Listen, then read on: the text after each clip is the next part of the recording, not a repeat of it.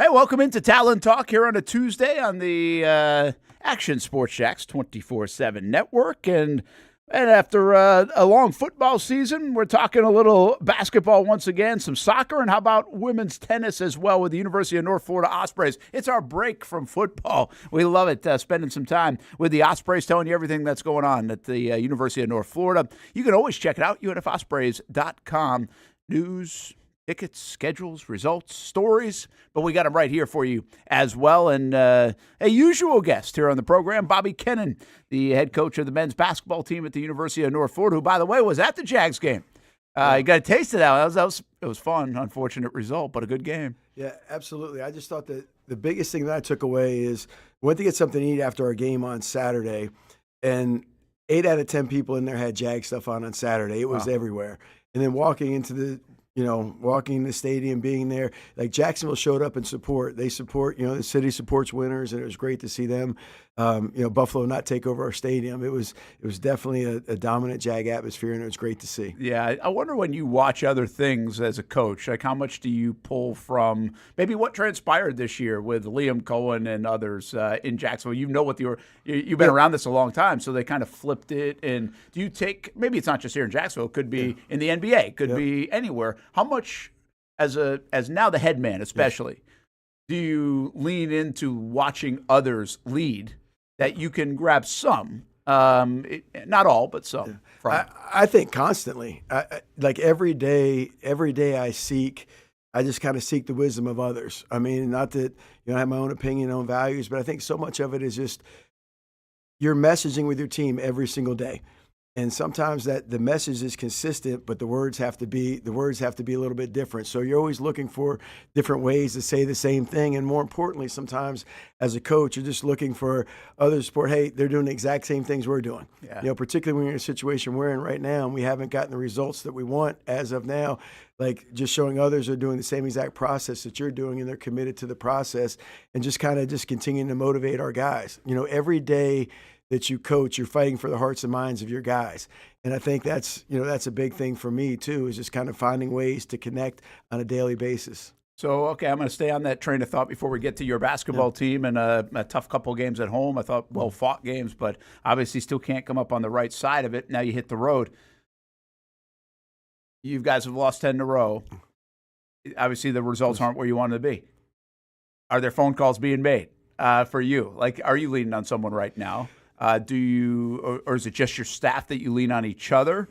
The team, you kind of keep that internal? Like, how does that work? It's really funny right now. Like, I have a lot of people who, like, I get some messages every day, kind of for some folks, and I know I've got a lot of people that are just kind of waiting for us to win, before they kind of call and connect. And it's just kind of that kind of funny line. And I was recruiting Friday night, and I'm at 3 games here in the city, and I get a text from Jeff Conrad, our softball coach, and it was wonderful. I mean, it was fantastic, and he's just like, we share a common love of music and a common love of Pearl Jam, more importantly than that. But he just sends a message. He said, hey, just keep punching, and he sent some lyrics to a song along the way. And I just think every day you're looking for, you want to feel supported, you want to feel grateful, and I have a tremendous staff, and at the end of the day, every day our goal is to do the best we can with what we have and to be committed to these guys. And if you walked in and watched us practice, at 3 o'clock, you're not going to know we lost 10 games in a row.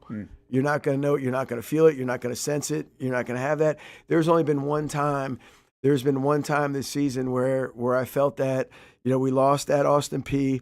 We're at breakfast on Friday morning in between the games, getting ready to watch film from Austin Peay or scouting report on Lipscomb, and then get on a bus and go to Nashville. And I was in the breakfast area. I was in there early, and I was in there, and everyone came in, and no one said hello. And it's kind of like, hey, I don't know if they're like, hey, I don't want to be around. The mood's miserable, and I just started meeting. Went around, said hello to everybody, and I think one of the things that I've really strived to be is I've tried to be the same person every single day, no matter what. Like, I haven't been sarcastic, I haven't mooded, because at the end of the day, we're committed to a process. We're working the process. We're doing the best we can. We're getting better. We're getting better and better and better. Like every single day, it's like, I thought I thought when we got on the plane to come home from Lipscomb, we were better than when we got on the plane to get there. And I think we were better walking out of the arena, Saturday than we were to start the game on Thursday, week by week. And, the results are going to come, but we just, it's, I keep saying it because it's old sayings are true for a reason. Yeah. Because cliches are true for a reason. because they're true. Yeah. And it's just I really feel like we just got to get one and then we'll take off. Yeah, it's a great perspective, and I can appreciate it. Listen, I've covered a lot of losing around here, in Jacksonville in terms of the professional sports team. But it weighs on people. Oh. You can wear on people. I think looking at you look like the same guy, which is pretty. Yeah. That's admirable. I'm saying that in a complimentary way because I think it can really eat at you. And I'm not saying it doesn't eat at you, but I think you can then change. Yeah. And it doesn't seem like. It seems like you're being real consistent. I think that's important for the team, and also feeling like you are taking strides. Yes. Despite the scoreboard, and hopefully it flips this week. Yeah, and I think that is such a key. I mean, consistency in life is something else, and that's what you strive for in your players. And I think that's one of the reasons why our season's been up and down. When you rely on young guys are up and down. When you rely on people to do things they've never done before, their performance is up and down. Maybe my performance has been up and down as a coach, but the thing is, you just want to be consistent. Because.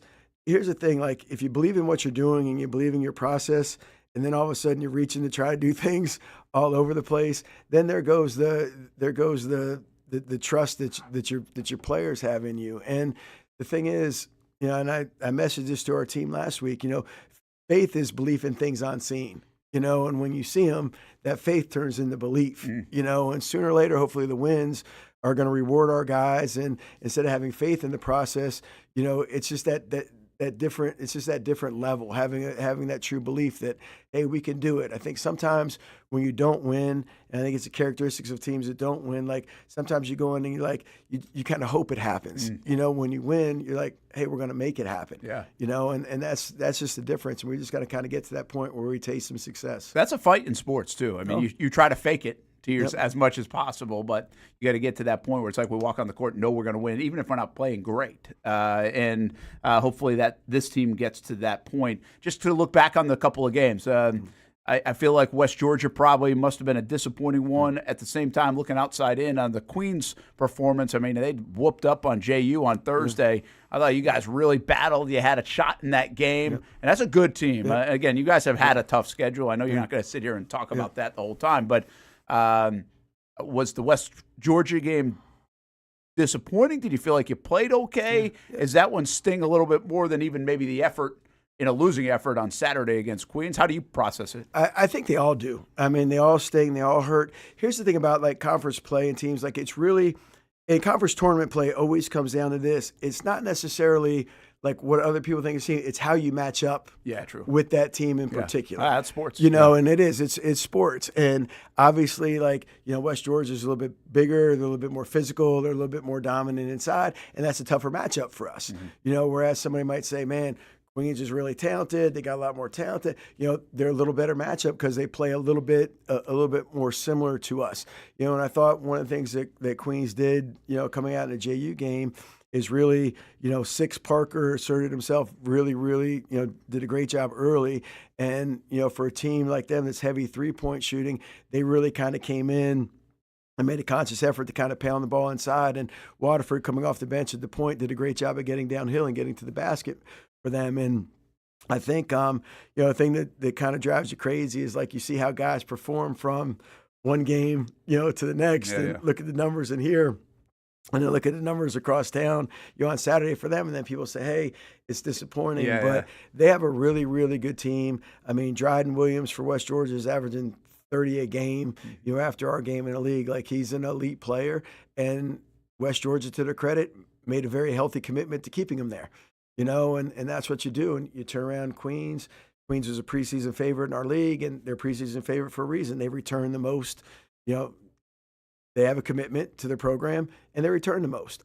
And at our level, I keep saying it, that's the thing. You've got to get older from within and then supplement it from outside, and we'll get there. Yeah, the Cameron Oriole continues to score it. Sometimes you can score in basketball especially, and not necessarily always feel like you're playing really well. What's the balance there for him? He's scoring it a bunch. Yes. Do you feel he's playing as well as he's scoring it? And I think I might have asked you this last week. I mean, what else can you get out of him? I mean, and is that unfair to even ask for anything else out of him? Yeah, it really is. Like, he's done a tremendous job. Point guard is the most difficult position to play in college basketball. I mean, it's the one that we depend on. It's the one that we lean on. And that's not that's not his natural position. So I'm asking him to do something that he's never done before at a level he's never done it before. And the thing that Cam does is talk about consistent. Like, Cam gives me the same thing every single day. Practice, weight room, classroom, community court, and the same thing every day is everything that he has. And when a young man is giving you everything you have, that's all you can ask him to do. And it's like you watch teams play, and like they're smart. Like Queens is like, we're going to put our best athlete on him. We're going to pick him up 94 feet, and we're going to wear him down. You know, and that's been consistent with everyone else. And I think the thing I love about Cam is sometimes you go through this stuff, and I may have even shared this. Like, we're walking to the media, and I just game or two ago, I'm like, Cam, hey, how can I help you? How can I keep helping you? He's like, look to me, Coach, how can I help you? And that's who Cam is. Yeah, that's cool. That's who he is. And he's just, he's a tremendous player. He's a better person than he is a player. But to do the things he's doing right now at the level he's doing them at, I mean, his percentages are really, really, really good. Yeah, I think that's when you can truly tell. And he's been very consistent. 8 games, over 20 points, by the way. So really good stuff. And if he can continue, you're going to get on the right side of this shortly enough. BJ Plummer goes in the starting lineup the last few games. Nestor does as well. Is this out of more necessity, or is that a little bit of a juggle to where you can kind of feel like you're mixing and matching and give you a better op? Well, some of it's juggle, some of it's necessity. I felt like, with the move, Nestor in the starting lineup and bringing Dalton off the bench, Dalton has been tremendous since we brought him on the bench. His rebounding has almost doubled. His scoring has done close to it. I think he's up maybe 5 or 6 points a game. His numbers in the league have been outstanding. Some guys are more comfortable that way, right? Well, and it's funny. Like, I don't know if he's more comfortable, but my thought process was with that is he's an undersized forward even in our league. So as many big teams as we played, and even, Austin Peay's big and physical, Lipscomb's big and physical, Columbia, when I made the decision, they're big and physical. I thought, okay, well, here's a guy who has great energy. He does a great job. Maybe instead of him banging against their first team 6'10", 6'11" guy to start the game, maybe when I bring him in, those guys are 3 or 4 minutes tired. Maybe he's the second guy. Yeah. Maybe he can give us a spark off the bench. And he's done that. He's done that. And that was my logic. With that. Nestor is our best passer as a forward. So, bringing him in the start, he's helped us get off the good starts because he can kind of facilitate that stuff and help us find some easy baskets as they kind of lock in on Cam and KJ. Some of the other lineup things have been injuries. I mean, we went through a stretch where I think we've basically dressed like 8 guys since Christmas now. You didn't have to figure out the rotation. It figured itself out, unfortunately. Don't have to figure out it's crazy. It's like you kind of look down the bench and you're like, who are you going to put in? And sometimes I think I looked down there at one point and I had no one on the bench because I had the 3 guys at the table, and I might have been thinking about getting someone else in. And there's nobody to talk to. There's no one down there. Yeah, there's no one. I haven't figured out whether to kind of sit, stand yet, or I don't sit much during a game. But it's like you look down there and there's nobody down there. And I'm just hoping, sometimes because there's not, guys know they're going to play. They know they're expected to be, dependent on. So hopefully they're ready to contribute when it's called. But BJ. He hasn't shot the ball well in the last few games, but the crazy thing is like you looked at him on the floor. One of the coach's stat thing is plus minus. Like, what are you when you're on the floor, when you're not? That's a big one, right? And he's been like the Lipscomb game. I think he played 32 minutes, and we were like +8. I think the 32 or 33 minutes we played against Austin Peay, I think we were +2. Like, he contributes to winning in so many ways. But then you look at these close games, you're like, man, if you make that open shot here, if you make that open shot there, then it's a different game. And he will. He's too talented not to. This is your first go around. Mm-hmm. How are you doing? How would you evaluate yourself, or do you even do that on a weekly basis? Do you feel like you've, from an in-game experience, you just mentioned the adjustment you made with starting the lineup, and that seemed to work. Like, that's a good one. Do you beat yourself up over whether it's a timeout here or not a timeout here, or an inbound play here or not an inbound play, a rotation? I mean, what goes on for you as now you're making all those calls instead of supporting help make a lot of those calls? I mean, certainly, like, I evaluate myself every single day on everything. Like even, and I'll get to the in-game stuff in a second, but even like, are they rested enough? Are we prepared enough? Are we in a physical place where, there's that balance between, being healthy and having energy? And I get some data to support some of that stuff, which is really, really important to me. And the data has been like, hey, we're kind of, perfect. We're in a really good space in terms of our preparation and rest and workload and all those things that measure. But I constantly evaluate myself. It's like, as we were looking at these things, like the zone we've traditionally played more in the past has kind of been more of a 1-1-3. Well, as we go into it, you really have to have somebody that can protect the rim. And I thought we'd be great having Arden in there this year. We don't have him, So now it's like, as we wear down at the end of the games, like, okay, let's put in a 2-3. Let's see if we can play that. And then you turn around and play it against West Georgia a little bit. Hadn't had a chance to practice a lot. And then a guy who had made like 2 threes in the last 4 or 5 games makes 5.5, and then you're like, man, should I have done that? Should I have done that? And, even that stuff, like I took a timeout on Saturday. I didn't like our offensive possessions. I thought we had 3 or 4 in a row that were a little stale. And then we scored at about it was 8:30 or so, 8:30, 8:29, and I took a timeout. And basically, I just kind of wanted to take a timeout. I think it was a 7-point game at the time. I think it was a 3-possession game. And I really just want to take a timeout and say, fellas, look, we got 8 minutes to go. No panic. Relax. Let's rest. And I knew it was going to the media timeout, but I felt like we needed it there. I didn't feel like we could have another bad possession defensively or a bad possession offensively. Yeah. Like, I felt like the game was on the line right there.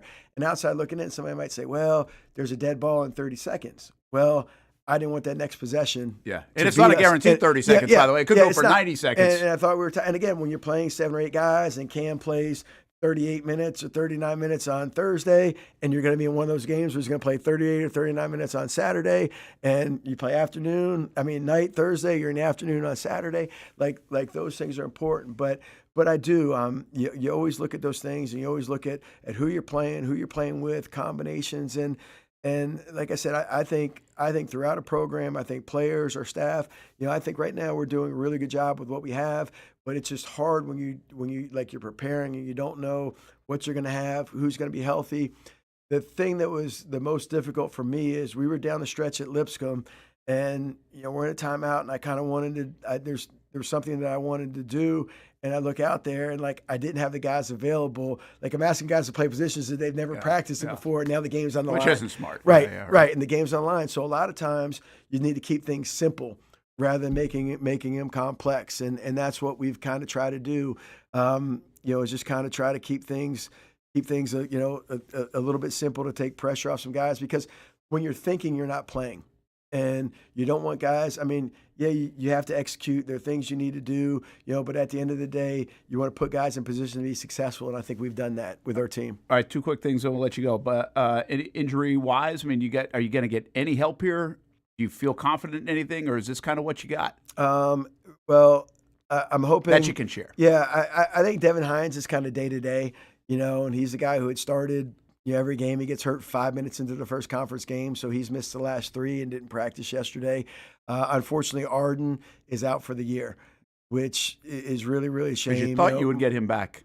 You thought you had a chance to get him back. I thought I was getting back any day. Yeah, any day, and then it turns out that he had to have another MRI, and he's actually having surgery on Thursday. So he's out. He's out for the season. That's a 7-footer, by the way. Yeah. Big for body. a team who struggles to rebound, and he's skilled.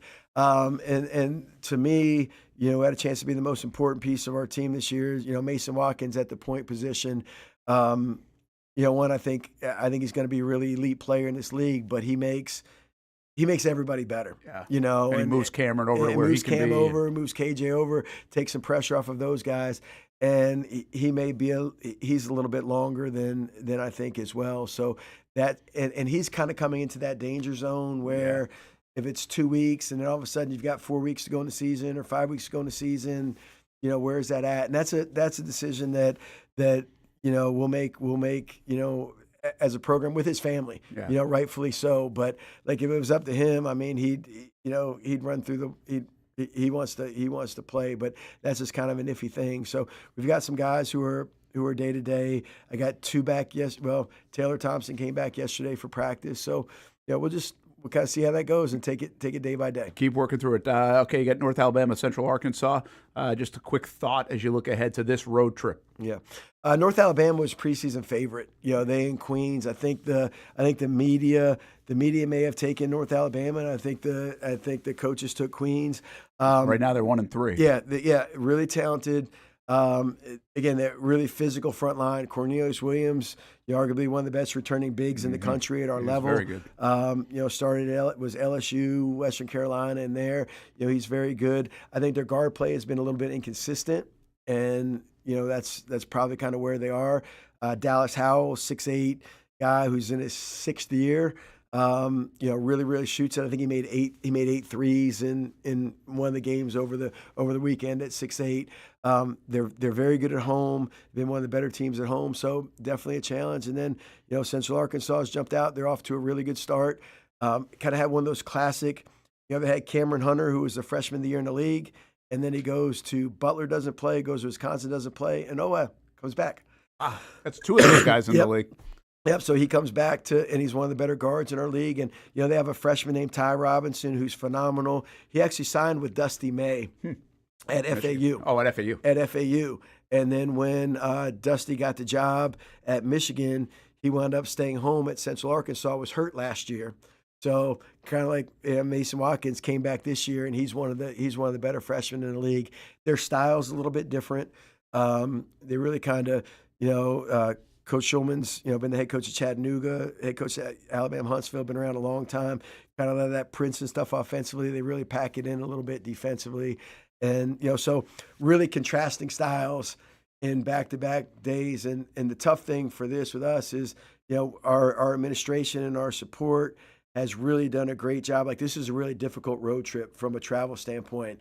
And they made a commitment for us to kind of make it easy chartering. And there are charter companies come back and said, hey, we can't get you from North Alabama to Central Arkansas. Oh, wow. So staff has kind of been working on that. So that's going to turn into that, 6-hour bus ride in between days and play it early on a Saturday afternoon. So that's a thing that's Hits just keep on coming. Yeah, well, it's unseen with us, like in JU. Like, I don't think people understand, West Georgia comes in here, Queens comes in here to play us in JU. Well, they stay at the same hotel. They don't move. They don't do anything else. Yeah, easy trip. It's an easy trip. So us, we've got that travel to North Alabama. You got 6 hours in between the Central Arkansas and then turn around and play. Yeah. Same thing, Queens and West Georgia. 5 or 6 hours from Charlotte to Carrollton, Georgia. From Stetson to Gulf Coast. 5 or 6, those are tough trips. And us, they're, that's a really interesting point. Never really thought about it that much, but you guys are the easiest trip in the league. Yeah, we are. I mean, it used to be back in the day, it was like Belmont and Lipscomb or something, or whatever. And Belmont and Lipscomb and Austin Peay are similar. Not too bad. Yeah, it's a 45-minute drive. That's not bad. Yeah, okay. 45-minute drive. You're into Nashville. It's not bad, but I think that's one of the things that's a challenge, and that's why I want to make sure that we manage our bodies, we manage our energy, and then we're ready to compete on this road trip. At least you don't have to go to NJIT anymore. That's good. You know what's funny, Brett? Like that actually wound up one year. NJIT and Florida Gulf Coast were travel partners. So you had to play at NJIT on Thursday and say Gulf Coast on a Saturday, whatever it was. And the crazy thing is that was the easiest trip in the league because it was a direct flight to Newark and it was a direct flight from Newark to Fort Myers. Really? The pain in the behind was the bus ride back to Jacksonville from Fort Myers. How about that? But from a travel standpoint, it's super easy when you get on a plane, no connection, not worried about weather. It's nuts because everyone, the schedule came out, they're like, oh man, how can NJIT and Gulf Coast be travel partners? They were for us that year, and it was the direct flight, easy. Wow. And what's crazy as long as you don't hit snow, of course. What's crazy is I think the flight to Fort Myers from Newark at the year, it was like 11 o'clock too. It was like 11 o'clock in the morning.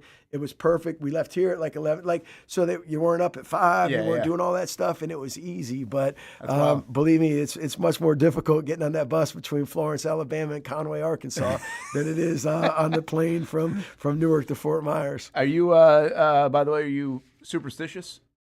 No. Oh, okay, so no, you won't change up like where you eat on the road or anything. No, it's funny. The only thing that I'm a little bit different than Coach is like, Coach may have had stock in Applebee's, and that's not. I mean, they're not a sponsor, but like that's not my favorite. I'll put it to you that way. No, I'm not, and it's funny. Like you talk about like how am I doing? It's like you're still trying to like.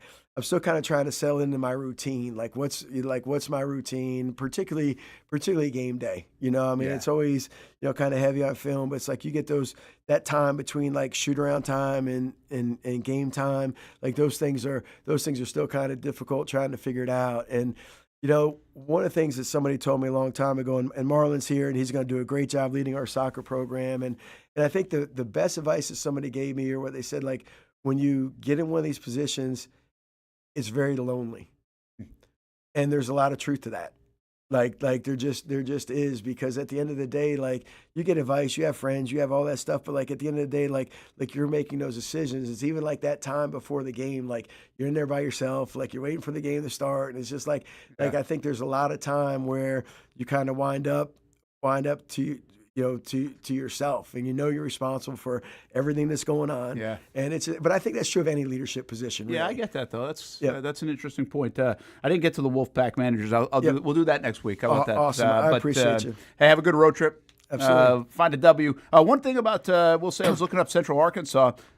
Good at home. They're 7-1. Yep. They haven't won yet on the road. They're 0-9. So it is a tough place to play, as you mentioned, but hopefully get a W and maybe a sweep this week. We'll be watching UNFOspreys.com. Bobby Kennen, thanks, man.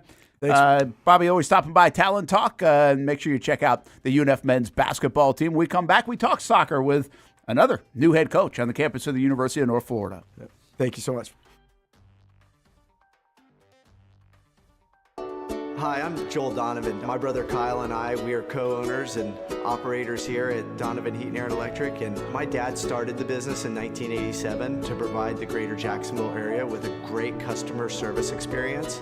3 decades later, we're still doing the same thing. I love the Jacksonville area, I love the community, I love raising my family here. That's my name on the side of the building, and it's really important for our family to run this company the way it should be ran, and something to be proud of.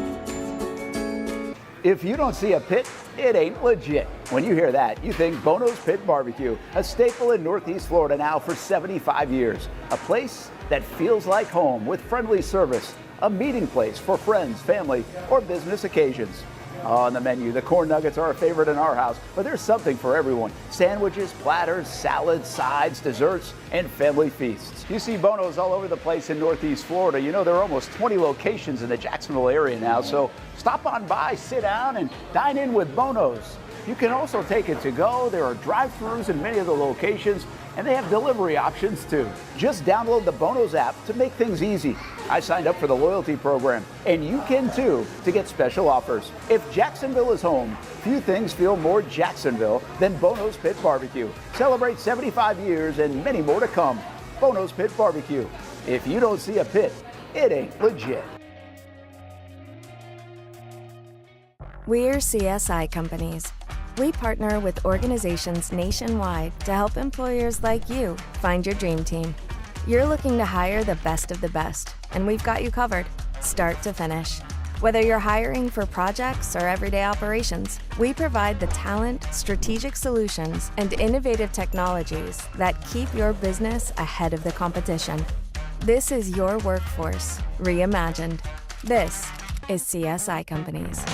Baker's Sports. It's a hometown business filled with hometown people trying to make you feel right at home. Chris Conley, Jacksonville University. Walker Wright, class of 2018, West Nassau High School. Michael Young, Fletcher High School. Baker's Sports started in a grassroots way and now outfits much of the Southeast. Samuel Coffrin, Paxton School for Advanced Studies. High school sports, travel sports, youth sports of all kinds. They are a one-stop shop carrying Nike, Adidas, Under Armour brands, and more. Vincent Caldes, Oakleaf High School. Tony Mazzio, Stanwood High School, class of 2002.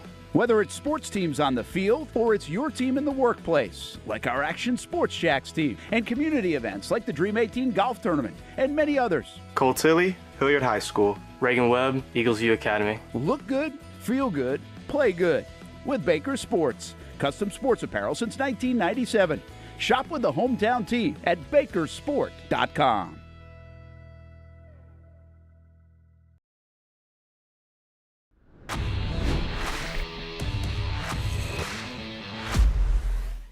Welcome back here to Talon Talk on the Action Sports Shacks 24/7 Network. Brent Martineau, Richard Miller scene right there with the new men's soccer coach, Marlon Montanella, and we're about ready to talk to the new men's soccer coach. A couple other things I wanted to get to quickly in terms of the University of North Florida and athletics. There's an NIL fair tonight. That is tonight, Tuesday night, event that allows student athletes to connect with local national businesses as well, learn more about changing landscape of NIL from professionals. That's pretty cool. I mean, heck, maybe I should go over there just to learn a little bit more about it. It's ever changing, and it is happening on places in the ASUN, like the University of North Florida. So the NIL fair is tonight. UNF's 2026 Hall of Fame class ceremony will be next Friday. That's January 23rd. Heck of a Hall of Fame class. Harmon Stadium Turf Project is ready to go by the start of the season. Softball, baseball season tickets remain on sale. They're putting a new field down in the baseball stadium as well. Softball with a ton of momentum coming off the last couple of seasons. And Swoop Sauce event at Island Wing Company next Wednesday. That'll be the 21st, Beach Boulevard location. Sauce will be available at all locations. I like that, a Swoop Sauce at Island Wing Company next Wednesday. Let's talk some soccer right now, and we do so with Marlon Montanella, the new head coach of the men's soccer program. I just mentioned this about softball. They have a ton of momentum. Your program has a ton of momentum. Can you tell us the latest on it after we at least congratulate you on being the new head coach? No, thank you very much. Thank you very much. No, yes, we have a good momentum over the past 2 years, and our goal right now is to keep building on it and to keep moving forward. How do you do that? And how much momentum do you feel that you guys have right now on the recruiting trail and just internally with what you have coming back? So the good thing is we have everyone coming back right now. So all of the players who are not graduating are coming back. So that momentum is a taste of winning championship is still there. And the desire to win championship is still there. And then on the recruiting pathway, we have, because we were back-to-back champion, that attracts a little bit more players into our program. You have a terrific background, which we'll get into, with a lot of experience at the pro level, and obviously in France and in your family, right? I mean, this is in your blood. Yes, and it's on both sides, which is funny. Like people sometimes don't realize. So on my mom's side, my granddad was a professional soccer player, played for the national team for France. And my dad was also a professional soccer player, played in a first and second division in France. So on both sides of my parents, I have that in the blood. So you had no choice. No choice. Did you do anything else as a kid, or was it all soccer all the time? All soccer, a little bit of tennis, which we talk after, but tennis and soccer, yes. Okay, were you pretty good at tennis? I was all right. All right. Yeah. No, maybe not as good as soccer. Hey, by the way, in tennis, are they all clay courts over there? Clay. Really? Clay or hard? That's it. Yeah. Yeah. I would imagine a lot of clay, given the French Open. How did you get to Bridgeport? That's where you were before. Well, actually, first of all, you played at Young Harris. Yes. Right? And so is that how you came to the States? So I came to America to play at Young Harris under Coach McKeever, which is funny because it's funny how life works. Our first game in the spring will be against Tormenta. So my first game as a head coach will be against my first ever head coach in America. How about that? Which is Coach McKeever. That's pretty cool. So that's a pretty cool story. I played 2 years there, did my bachelor, and then transferred to the University of Bridgeport for 2 years in Connecticut, where I did my master. And then I don't want to say the chance, but I had the assistant coach at the time left. So the head coach, Peter Donite, that gave me a chance to go on staff as an assistant and I stayed there for 4.5 years. Wow, how about that? Did you know you wanted to get into coaching? Is that something that you wanted to pursue? Yes. As soon as I came to America, I looked over and I was like, this is something I might very be interested in. And I started to pass my coaching license even when I was playing in college. All right, so you're at Bridgeport, you play, you coach a little bit, and then you end up here at the University of North Florida. Yes. How did that happen?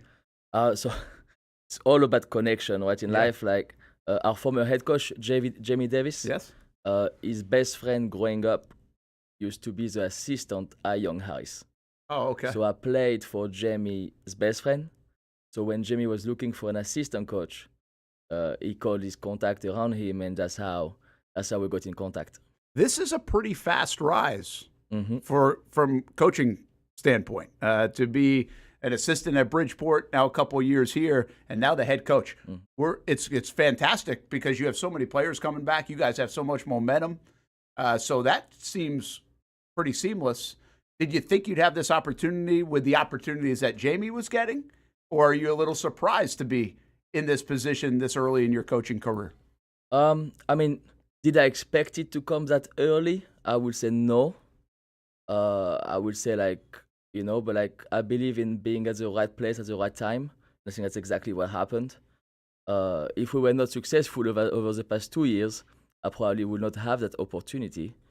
But the fact that we were part of a program very successful and winning the back-to-back championship, and when the head coach leaves, I was very grateful to have that opportunity from our administration and to give me the trust to take over.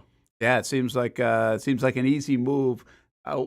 What will you just keep going, kind of the way you guys were doing it? Will you put your own twist on the program? Are there things you want to do that you weren't doing? How do you view that?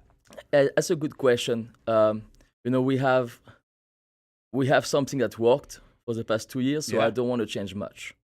Obviously, I'm gonna add some tweak to what I think we could do maybe better, but the spine of the program or the spine of the culture will be very, very similar. Yeah, and it's great for the players transition-wise. They must be excited about it. We don't like change, so they don't have to experience too much of it. Did you feel that warmth from them, that they were pretty excited to have you as the head coach? Yeah, it's very excited. Very excited. So when it all happened, I made sure the first night after the transition that I called every single player one by one to check about their feelings, about their feeling about it, and each one of them was very, very excited about the move. And by the way, when you have a coaching change nowadays in college athletics, there's a window, I think, of 30 days where people can hit the transfer portal. Nobody did, right? I don't think anybody did. So or you didn't lose anybody to the transfer portal. We didn't lose anybody. We had a few players who went on the transfer portal, but they all came back. That says a lot, right? Yes. It says a lot about you and where the program's at and where folks want to go. Like Jalen Yearwood, I think we talked about him last week, about getting drafted. You can go play professional soccer from the University of North Florida. You can accomplish your dreams right here in Jacksonville. Oh, 100%. UNF is a special place, and we try to give as much professionalism around the program, and we train very hard, and I'm very, very proud of Jalen, because he's he worked very, very hard over the past 2 years. We had to make a position change for him. He used to play as a center midfielder, and then 2 years ago when we took over the program, we repositioned him as a right wing back because of his quality with his athleticism. And he actually worked pretty well for him now being drafted. That's a good change. Being drafted and going to Orlando. Yeah, that's good coaching. That's what I would say. It said you made the impact on the technical development, tactical game planning side, and international recruiting, which I'll ask you about in a moment. But what is the technical development and tactical game planning side? Is that game planning just the strategy of the opponent? And what about the technical development side? Is this just the fundamentals and drills and all those different things? Can you shed some light on that? I would talk about technical development. Would be also more small-sided small group training to be very specific to the position as you play, to develop each player individually. Technical development could also mean technical drills during a training session, passing exercise, a finishing exercise, any type of drills you can think of in a training session. And then on the game strategy, my role was more the scout, so doing the scout position and to make sure we talked as a staff after about what would be the best strategy to go after the operation of the next game. And then how about the recruiting side of it? Obviously, everybody's recruiting, but your international connections, your French connections, I would assume. Yes. Right? I mean, are we going to see a little bit of a lineage, pipeline, if you will, to Should we keep our eye on that, I guess? Yes, you can keep your eye on that. We have obviously I have good connection with a French pipeline, but like I also believe in strongly in domestic recruiting. I think Florida is a very very good state for soccer players, and Florida develop a lot of very very good soccer players. Like we can see in our team, we have Tyler Prebenda, we have Luciano Natoli, we have Mark Romano from Jacksonville, and we have two young ones also coming now with Emir and Omar Torto, brothers from Jacksonville, who are like very, very talented players. So I think we have the talent in Florida, but obviously I feel like a good mix between domestic and international bring a team even more together and the culture even more fun, I would say. Yeah. You know, to create that championship environment. You really are getting, in the sport of men's soccer, you're getting a very wide array of backgrounds. Is that challenging? So I have one rule, and we have one rule even as a staff before. When we are in the locker room and on the field, it's like we only speak English. You know, sometimes it's challenging for French players that we have, like they want to talk to me in French, but the key is to speak English everywhere. Like that, the culture stays the same. And everybody knows what's going on. So that's one rule here. I don't think it's challenging.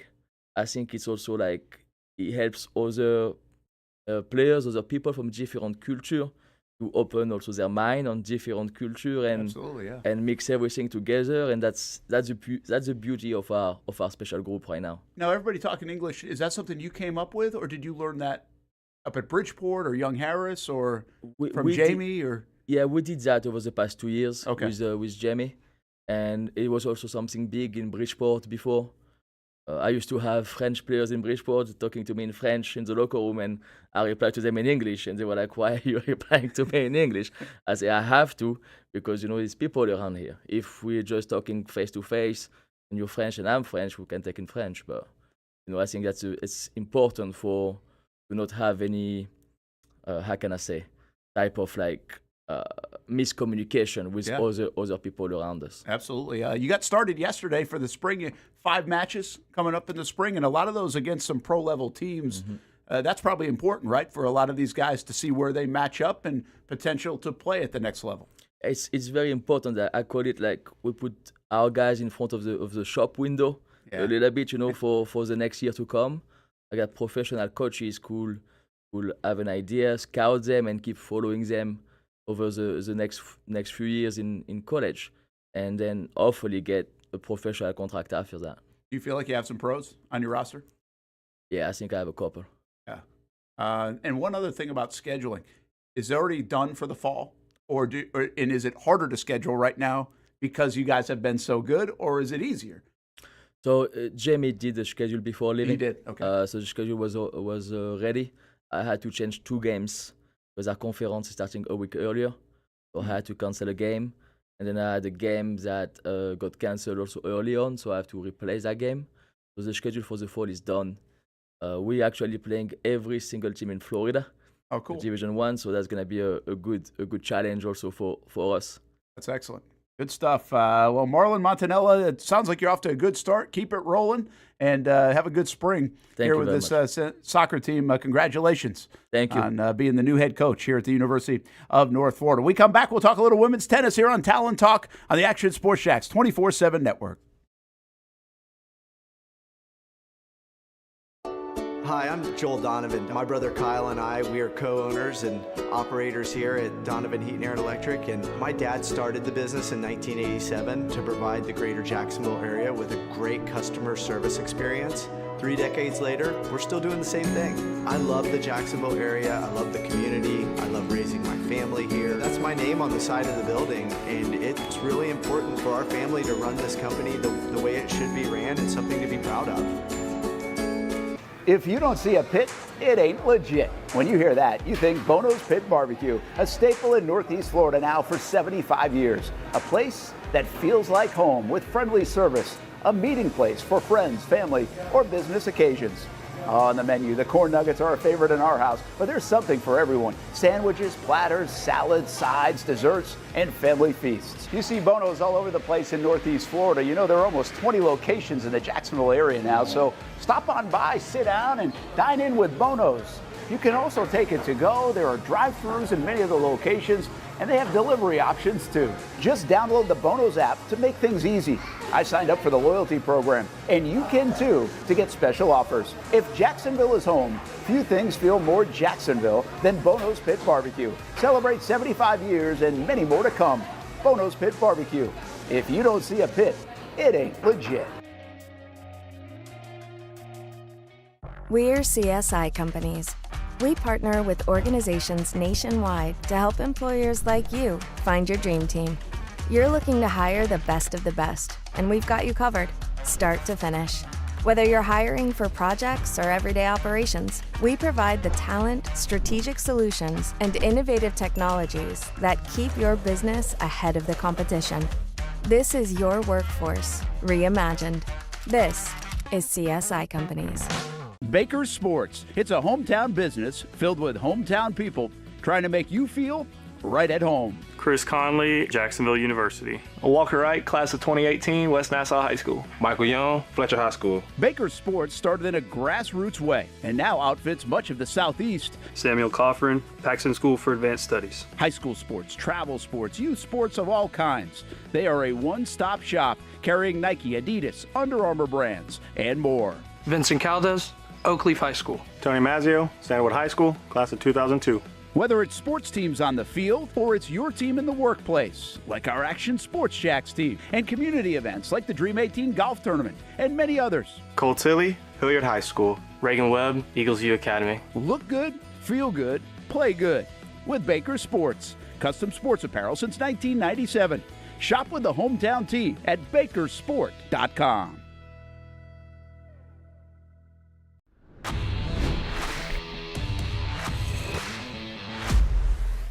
Hey, having some fun here on Talon Talk, talking the University of North Florida Osprey. So much going on campus. We'll continue to remind you about some of the events, including the NIL event tonight, which is taking place on campus, an event that allows student athletes to connect with local and national businesses when it comes to name, image, and likeness. Of course, everything changing there. Right now, let's talk about some women's tennis, and Ansley Long joins us here on Talon Talk, and we were just reminiscing a little bit about a few years ago when I called the tennis championships here in the ASUN that were held at the University of North Florida.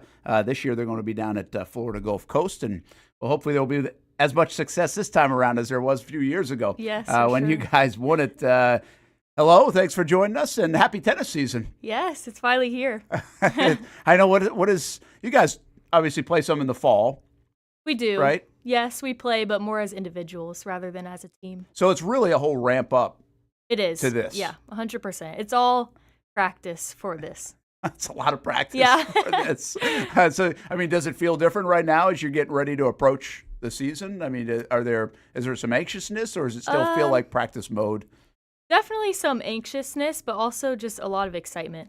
Our girls are ready. We feel like we got kind of flipped last season. We weren't happy with how it ended, and so with 7 returners, we're really hungry and ready to get started. So I think that you kind of answered the question. I mean, but the expectations are pretty high. Oh yeah, 100%. But everyone's bought into it and excited about it. How was? Give us a sense of the makeup of your team. That championship team we were just talking about. Kit, who was like really a very talented. You almost knew you had a point, right, oh, yeah. or two going into every match. Do you guys have some dominance there, or are you just well-rounded? What do you think? I would say both. I would say that year we definitely had a guaranteed at least 1 point, if not 2. Yeah. But maybe lower in the lineup, the level dropped a bit more. Whereas on this team, I think we're pretty solid, 1 through 8, honestly. But we do have my teammate, Lau. She's a transfer from New Orleans. She came last year, and she plays 1 for us, and she dominates as well. So, yeah, it's a lot of fun. Give us a little bit of your background. How did you get to play college tennis? Did you play other sports growing up? Has tennis always been the focus? I played a little bit when I was really young, got into tennis when I was about 6 as an after-school program kind of thing with my cousins and brothers. Played a little bit of basketball when I was in middle school, but always played tennis since then on. I'm going to say, yeah, you got some height to you. Yeah. You can play some hoops probably, or maybe they'll try to pick you up on the beach volleyball court. I'm not sure. But how'd you land at UNF? How's that story? So I was first recruited by Coach Dunnigan when she was at Furman. She was the assistant there. So I was talking a little bit with her there. She got the head coach job here, and I was supposed to take my official visits right when COVID started. Okay. So the official visits I had lined up all fell through, and I kind of had to base my decision off of just phone calls, talking with the coaches, and there's just a good feeling about Coach. Like you can just tell that she's genuine and authentic, and only being 4 hours away from home, it just felt like the right spot. You are a rare athlete these days. You have stayed. Yeah. Yeah, I mean, UNF is a great place. Yeah, you don't have like all different clothing at 4 different places. No. I mean, seriously, that is like a rare commodity now. You're a throwback to about 10 years ago. Has it just been a good fit? It's been a great fit. I mean, Coach, again, is amazing. She puts a lot of time and effort into the culture of this program. And it's been strong since my freshman year all the way until now. And even outside of tennis, just the administration, just everyone at UNF is wonderful to be around.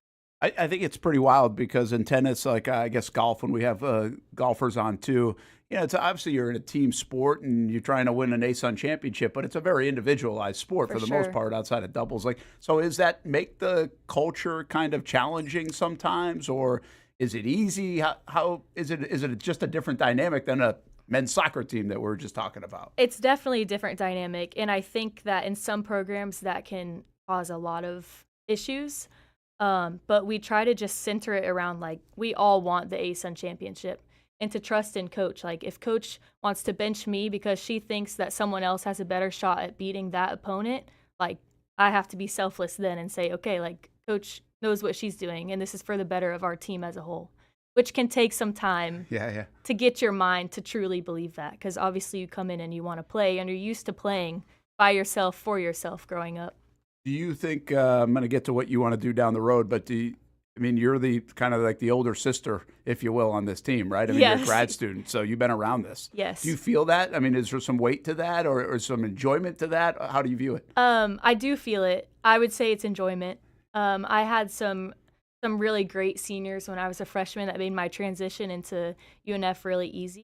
And so I've always wanted to be that person for the younger girls. And again, after this is my 5th year, I know how things work, and I can just help those girls get to where they want to be. So you want to be an athletic director, huh? I do, Where does that come from? It took me a really long time to figure out what I wanted to do. I love sports, so that's about all I knew, that I wanted to stay in sports, but definitely my experience at UNF, I think, has led me to wanting to stay in college athletics.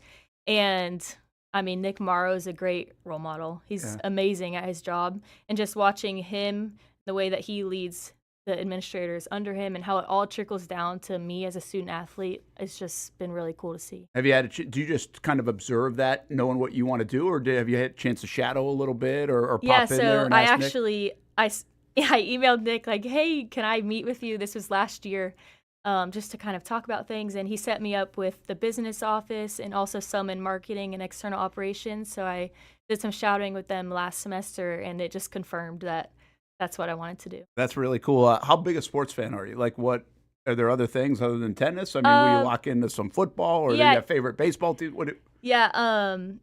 I like hockey, actually. I'm from St. Pete area, so like Tampa Bay Lightning, they're good and the games are fun. But my brother actually played college football. I grew up watching it with my family, so definitely that as well. And then the Jags are fun to watch. I just enjoy sports in general. Awesome. And you are SAAC president of North Florida, represented also UNF at the 2025 NCAA Leadership Forum in November. Give us some background on that. Like, what are those things, and what's the value in that for you, knowing what now you want to do? Yeah, so I got selected to go to represent not only the University of North Florida, but also the ASUN.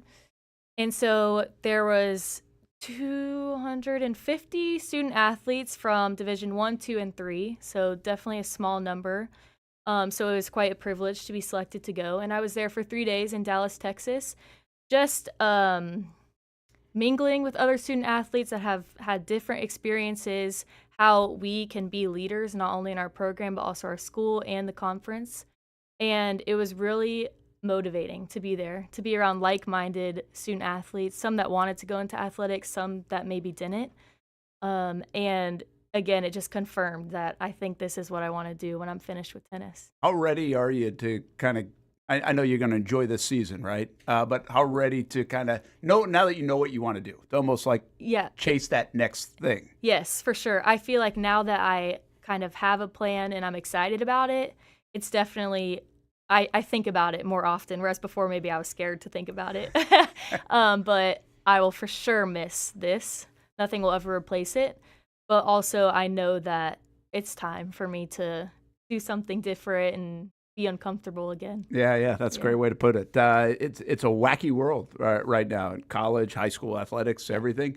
I guess without sitting here for another hour, do you like the way it's going, where it's going? Are you more old school like us old people? They're like, what the heck's going on? How do you view it as a current student athlete that thinks a little bit from maybe that wider view? Yeah, so there's definitely two sides to it. I can see both sides for sure. I think as a female tennis player at a mid-major, obviously it doesn't affect us as much as terms in NIL. But I don't like the transferring. I would say that I'm more old school in that sense. And you've led by example there. Yes, for sure. I think it's important to put in your time, even if that's not playing right away, and just build up to that. People respect that, and I think especially younger people to come through the program, if they see you doing that, maybe they respect that and can do the same. What makes college tennis so special for me is the people that I've been around, and I think with all the transferring, you lose that. And I think that's what's so important about college athletics. Yeah, very well said. Back to your tennis real quick. Tell us about your game in particular. What's your strong suit? What do you lean on in clutch moments or whatever else? And how do you feel like you're playing at this stage of your career? So I had a wrist surgery after my freshman year on my left wrist. So since then, my forehand has been my weapon, I would say, whereas maybe previously in juniors, I may have said my backhand, actually. So that was kind of a switch in my brain to now look for my forehand and run patterns so that I can get my forehand. But yeah, I'm also coming back from a little bit of an elbow injury, but I'm going to be back soon. And I'm really excited. Just leaning into that forehand and all of my experience, I think is really important. I've been in most of these situations, whether it's a win or a loss or a clinch or losing the clinch, I've been in all of them. So I think I can just kind of rest in that and just give it my all this season. You love those moments? I do, yeah. There's so much fun. It hurts so bad if you lose it, but when you win it, it's great. Entering the arena, there's nothing like it. Hey, Ansley Long, thanks for stopping by. Good luck this season. Go chase that ASUN championship. I think you're going to make a heck of an athletic director. Oh, thank you so much. All right. Great to visit with you, and also Marlon Montanella and Bobby Kennen as well. Don't forget, next week, Hall of Fame class next Friday, and also Swoop Sauce event at Island Wing Company next Wednesday. So check it out. Check out everything at UNFOspreys.com. That is Talon Talk here on a Tuesday. You can catch replays and also watch it all the time on social media as well. Thanks for joining us on the Action Sports Shacks 24/7 network.